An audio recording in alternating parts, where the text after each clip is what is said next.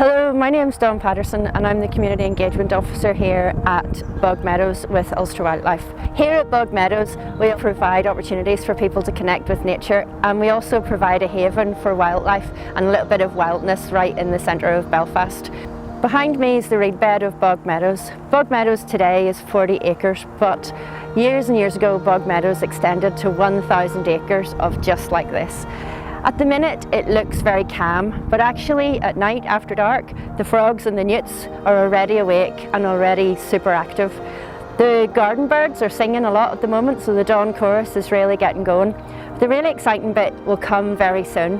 As the weather warms up, the insect life starts to come back to life, and right now there are birds way over in Africa eating as much as they can eat, trying to get ready to fly all the way back to Belfast where they're going to be breeding this summer. Right now in Africa there's a tiny bird called a sedge warbler. It weighs somewhere between 10 and 20 grams.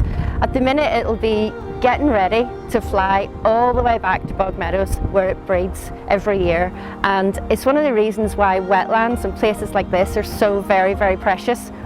There's nowhere else that little bird in this area can possibly breed, and it's the reason why we need to keep this place so protected.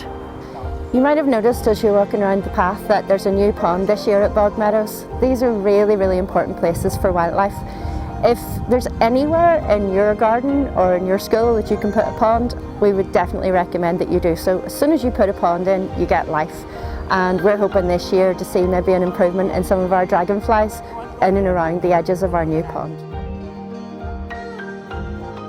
Here at Bog Meadows we look after the nature reserve, but we also like to be able to connect people with nature, and we have lots of different programs for different age groups, all the way from children through young people up to adults.